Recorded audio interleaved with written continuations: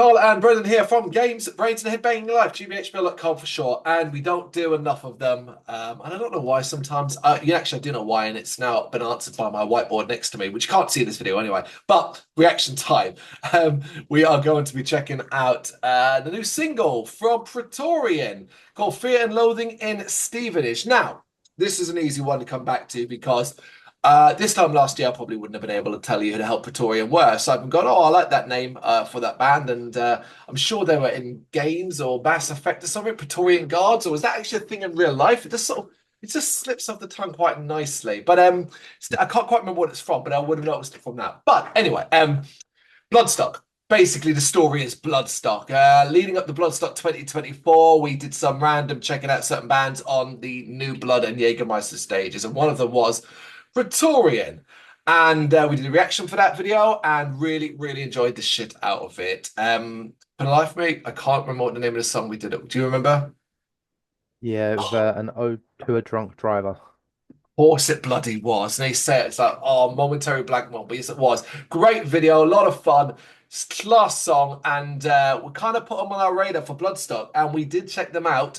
At least some of us did. I can't remember if we all did, but some of us definitely did. I know I did.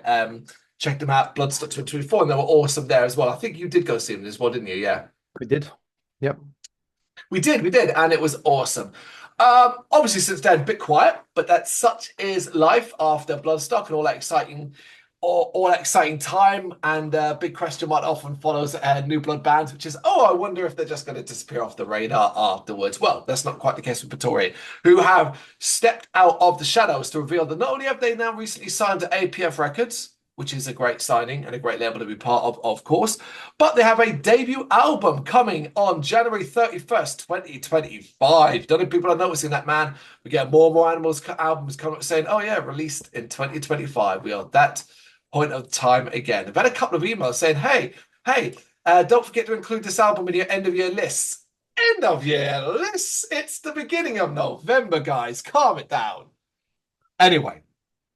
Yes, so debut album, full-length debut album, Pylon Cult, January 31st. And as is often the way, build. It's all about build, which is why we have the first single now.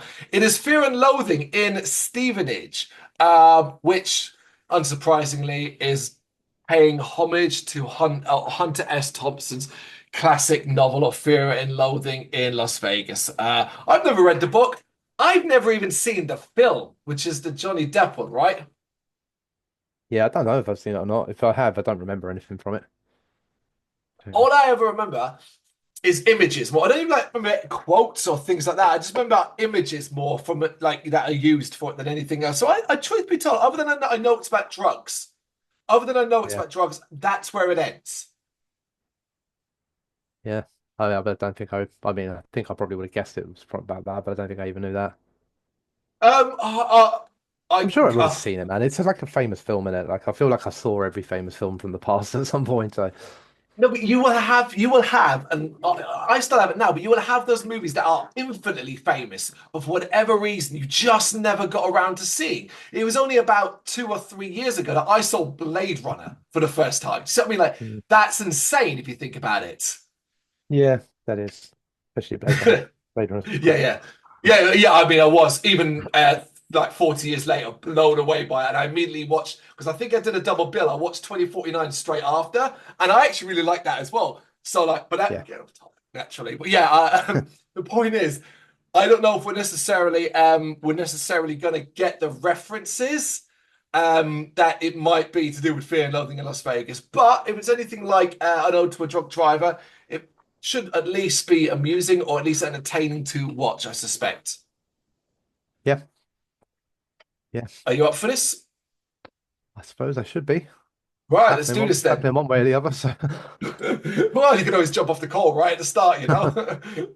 All right, let's do this in three, two, one, go.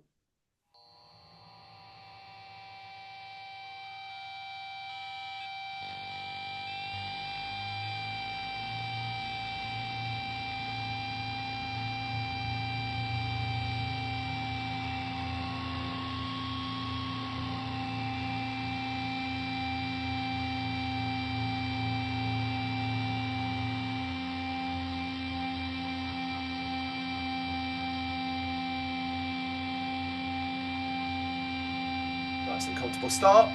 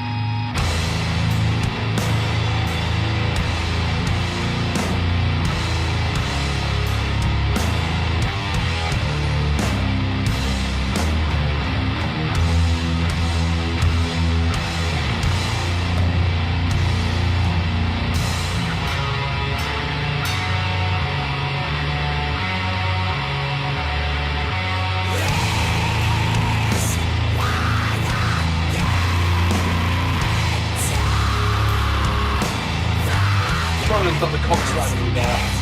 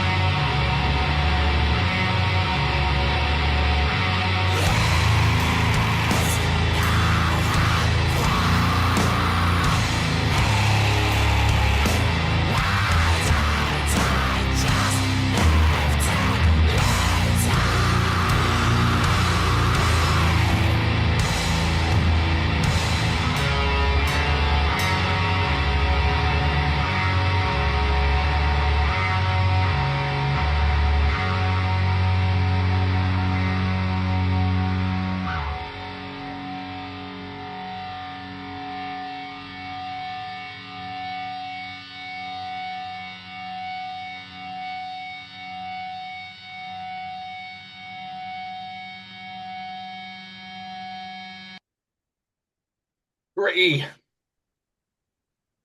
Yeah. Yeah. Yeah. So I mean, like one word can sum up the song, one word can sum up the video. So that's heavy naturally applies to that song, but psychedelic I think is what applies to the video more than anything else. There's a lot of it. It's talking about the video. There's a lot of like detail in that you pull apart. Some of it is very freaking random, and I guess ties into sort of psychedelic avant-garde side of things because you can find references to Twin Peaks in there briefly. I was saying at a certain point during it that the random shot of Dr. Cox from Scrubs screaming was a bit of a surprise. Sort of inclusion amongst all that sort of gritty imagery and stuff like that. But yeah. I it passed on me on that one. I wasn't a Mm, Scrubs watcher, so it's just a Doctor yeah, to me. huge fan. Yeah. You know. Yeah, I mean, obviously without knowing Fear and Loathing in Las Vegas, but in the text what they sent over, and obviously with you saying it's kind of a drug fueled thing, I can kind of get the psychedelic, trippy, drug fueled mania Mm, sort of vibe from it. But like, I'll be honest with you, like the video is a video. I like at the end of the day, I don't mean to belittle it. I'm sure they put a lot of work into it and it looks cool and all that sort of stuff. But after a period of time of watching it, I found it like more distracting from the song than anything else. So I was trying to like stop focusing on it so much because I found myself trying to follow the images and there's so many of them, everything like that, that you realize you're not actually paying that as much attention to the song as you are now the video. So, yeah. but like, so yeah, I'm not trying to belittle it. Like, I'm sure it took a lot of work and all that, and there's nothing wrong with the video at all. And it gave off that whole drug fueled mania side of things. So Mm. in that, it did what I think it was meant to do. But just yeah, it's a lot to look at, man. It's, Yeah, it's a and lot. naturally, you're going to be hearing the song more than you will be watching the video. Yeah, yeah, yeah. Speaking of which, Dan, what Yes. did you think? Sum it up if you can. Well, I liked it. I would have.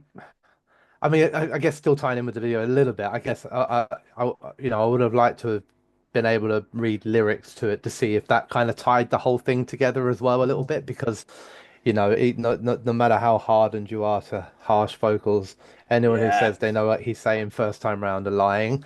I haven't got a fucking clue what he was saying. I don't think I picked out a word.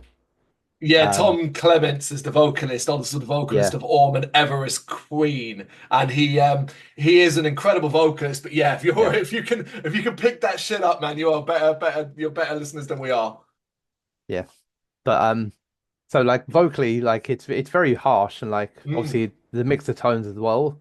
So it's quite like death metal at times, and it almost like kind of gets towards black metal a little bit, like with some of the sort of screeches and that, which I like a lot. I really like the vocals. Musically heavy, dirty. It's cool. It's got a lot going on. Not always the greatest lover of like the extended star and then little moments where it's like right, we're going to stop that style for a bit and go to a different style now, so we're just going to leave some hanging notes for a bit. And but it's fine, like overall as the grand scheme of things, it's they're like little things that don't irritate me enough that it takes away too much from the song. Really liked it at the beginning when it was faster, and then it obviously kind of takes a sudden turn and gets really really dark very very quickly, which was cool as fuck because that came completely out of the blue. And then like I don't know, it transitions quite a lot actually in the song, considering what do they classify themselves as? Like I don't know what they say they're like a sludgy yeah, doom. which is cool because I get that, and then like I can think then when it kind of goes for the heavy sort of distorted riffs as Yeah. it's kind of approaching the end, we're really getting that kind of dirty doom like sort of sound. So musically it's cool as fuck, and that's actually why I stopped focusing so much on the video because I was really enjoying the song and then getting distracted from the song by the video. Whereas, like, I guess if I wanted to avoid the song, I would have spent more time focusing on the video. But it was like, oh, video, fuck off! I'm trying to listen to this really cool song, you know. Yeah, I was But it's wondering good. what it was It's very, playing, very good. particularly when it switched to the sort of doomy drop that became doomier, slower, and heavier and stuff like that. Because obviously you're not, it's no secret you're not necessarily the biggest of Doom fans, and obviously that switch up is quite out jarring at first, and it does sort of obviously follow out to the end of the song. It's not like it switches back to the faster, furious, sludgy style from the Yeah. start. Nah, but I guess the difference, like in the songs where I get a bit frustrated or bored with it, are the songs that start off with that slower, sludgy bit, have that slower, sludgy bit in the middle, and then end with that slower, sludgy bit. Yeah. I think if there's something happening in the song where that's a part of a bigger picture, then I'm completely like cool with it. Like it makes more sense. Obviously, as long as it's done well. And Mm. in that, there isn't a single like like it wasn't following that same sort of tempo all the way throughout. It was mixing the tempo, it was going up, going down. So after you've had that kind of heavy blast of very, very harsh vocals and faster music, and then to come in and kind of hit you with that at the end of it, actually, it's a really good payoff at the end of the song. Yeah, I almost see it like an extended outro. Like the song is actually finishing about the 2.5, 3 minute-ish mark when it's Yeah. first sort of dropping away and slipping, and then it's just a really slow, drawn out outro. That say if it was the last song of a live set, do you know what I mean? It's just like that's the thing hitting you at the very, very end. because it's arsehole tightening stuff, and I love that. A big fan of it. That slow head banging, particularly as well. It highlights what already had been highlighted earlier on in the sort of Fast and Furious stuff, which is those drums alongside the vocals, which is fabulous, and little groovy touches in the guitars. Got to highlight those drums. That is some thick sounding stuff. Really, really enjoyed it. I am a big fan of different styles in one particular track that also draw from the same sort of world. Sludge and Doom, they're not exactly a world apart, are they? And how they're utilized sometimes cross over to such an extent, it can be hard to work out what it is. We tend to think of Sludge more as dirty, I guess, and Doom could be so much lighter because, of course, there are different variations on Doom. Are you that kind of cleaner Doom, or are you a dirtier, older, newer style of Doom, and so on and so forth? I think Praetorian do a good job of kind of balancing all of that and keeping you guessing, so you're never quite sure what it might be. Because it wouldn't surprise me if there was. The next single from this album was a much groovier headbanger that had hardcore edge and stuff like that, because there's touches of it here during that sort of Fast and Furious sludgy first half. You've kind of got that hardcore energy where you could see a pick kind of kicking off and a little bit of two-stepping here and there and so forth, to a degree, not like egregiously obviously so, but I think it wouldn't be out of place. I'm sure they'd pretty much call themselves as genre bending anyway, but I thoroughly enjoy it as a first single and an experience of what's going to come from this album. It's a great taster of it. Without the video, would I call it, like, say, a psychedelics track? Not necessarily. I don't know if, like, I would have got that same musically, aside from how tonally it's a little bit like weird and obviously jumps so severely from one style to another that it is jarring to a degree, but it's jarring that I kind of like.